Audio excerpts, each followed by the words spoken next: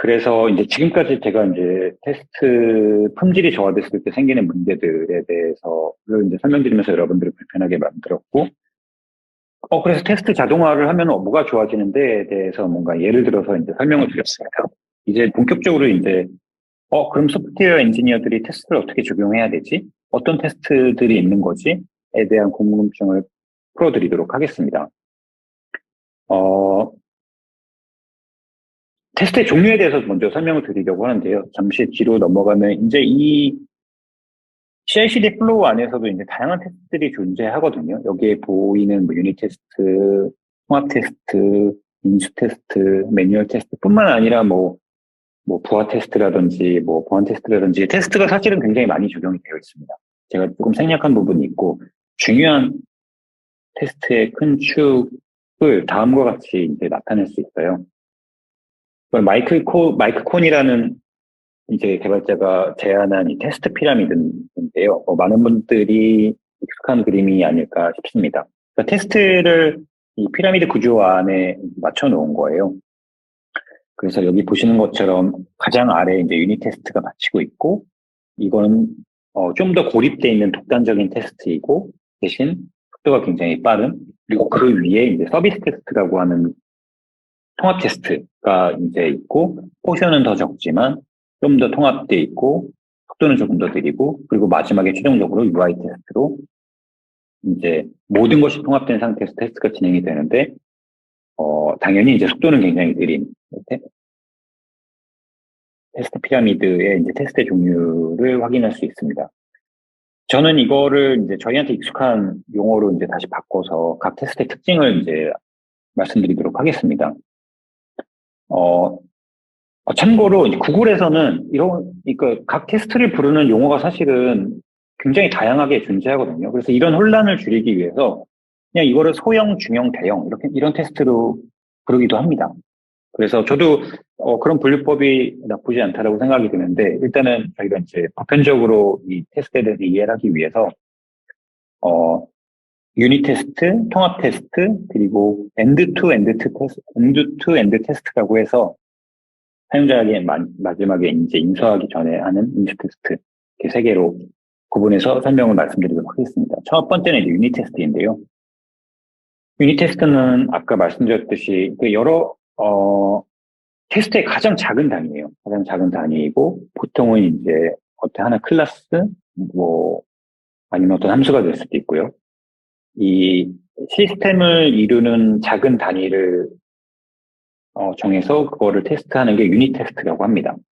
기본적으로 유닛 테스트는 이 메소드 테스트가 도는 메소드 하나당 0.1초 이상이 걸리면 안 돼요.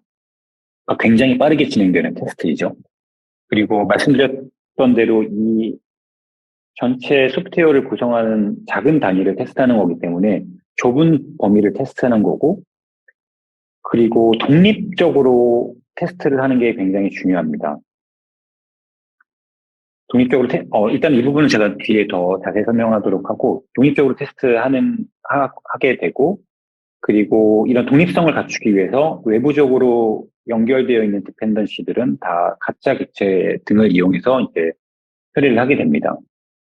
그러니까 이런 조건을 갖췄기 때문에 단위 테스트는 굉장히 빠르고 굉장히 경제적으로 버그를 찾아낼 수 있어요. 왜냐하면 일단 테스트 수백 개가 몇 초 안에 끝납니다. 그리고 그러니까 예를 들면 아까 그 체인지 리퀘스트가 들어왔을 때 여기에 이 객체에 이 변화된 내용을 넣으면 되겠구나라고 이제 변화된 내용을 넣고 기존에 있던 수백 개의 단위 테스트를 돌린다고 생각을 해보자고요. 테스트가 수초 안에 끝납니다. 여기에 영향이 없을 수도 있고 제가 분석을 잘해서 그런데 제가 예기치 못한 오류가 다른 어떤 객체에서 터졌어요. 그거를 테스트가 굉장히 빠르게 알려줘요. 수초 내에. 그럼 저는 거기에 가서 이 객체의 이 단위 테스트에 문제가 생겼구나. 여기를 수정하면 되겠네라고 굉장히 빠르게 그걸 수정할 수 있습니다. 이제 이걸 피드백이라고 하는데 단위 테스트의 가장 큰 강점이 빠른 피드백이에요. 내가 문제가 생겼을 때 어디가 문제인지 빠르게 찾아주는 거. 그리고 단위 테스트는 각 객체를 테스트하고 이 테스트를 한다는 건 사실은 이 리팩토링을 적용한다라는 이야기거든요. 리팩토링이 가능한 코드이고, 그래서 단위 테스트 덕분에 코드 품질이 좋아지게 됩니다. 리팩토링 하게 되면은 이 코드들이 점점 더 좋은 디자인을 갖도록 개발자가 푸시하는 거나 마찬가지거든요. 그래서 단위 테스트가 있으면은 리팩토링 할 기회가 생기고, 그것 때문에 코드 품질이 향상될 가능성이 굉장히 높습니다. 두 번째로는 통합 테스트인데요.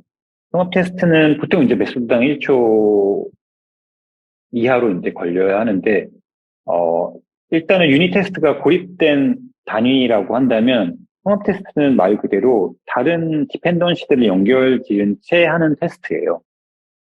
하나 이상의 디펜던시랑 연결돼서 테스트를 하고, 물론 통합 테스트에서도 비용이 많이 드는 외부 라이브러리 같은 경우는 실제 호출하지 않고 각자 객체라든지 각자 서비스를 이용해서 이제 테스트를 하기도 합니다. 그래도 유닛 테스트보다는 훨씬 더 통합된 환경에서 테스트를 하는 거고, 역시 이제 이 코드의 품질이 향상이 되죠. 그래서 유닛 테스트, 개발자, 소프트웨어 엔지니어가 이제 유닛 테스트를 해야 하는 거는 너무 당연한 의무이고, 통합 테스트도 내가 어떤 특정 API를 책임지고 있다라고 하면, 통합 테스트의 의무도 존재할 수 있습니다. 그리고 이제 마지막에 이제 엔드-투-엔드 테스트라고 해서 이제 전체적인 관점에서 어플리케이션을 검증하고 UI부터 말단 이 저장소까지 이제 쭉 한번 다 훑는 거죠. 그래서 이 전에 앞에 설명드렸던 단위 테스트라든지 통합 테스트는 코드의 품질을 향상시키는 반면에 이 엔드-투-엔드 테스트는 제품의 품질을 향상시키는 데 초점을 가지고 있습니다.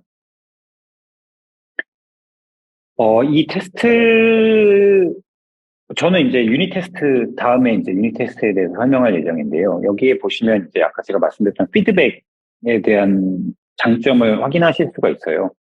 이 왼쪽 이제 Y축이 이제 피드백을 받는 양, 그리고 오른쪽이 이제, 테스트, 이 규모에 따라서 이제 유닛 테스트냐, 통합 테스트냐, 엔드 테스트냐를 나타내는데, 보시면 아시겠지만, 유닛 테스트는 피드백의 양이 엄청 많아요.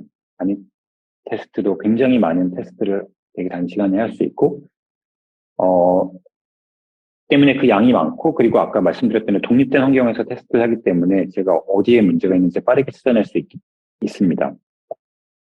유닛 테스트 이런 장점이 있고, 때문에 굉장히 중요합니다. 테스트의 핵심이에요. 기반이 되는 거고, 기반이 되는 테스트이고, 이거를 잘 해놔야 소규모의 통합 테스트도 무리 없이 안전하게 진행할 수 있고, 그 위에 이 엔드-투-엔드 테스트도 안전하게 진행할 수 있습니다. 여러분들이 이제 소프트웨어 개발자로서 이 유닛 테스트를 작성할 책임이 있는 거예요.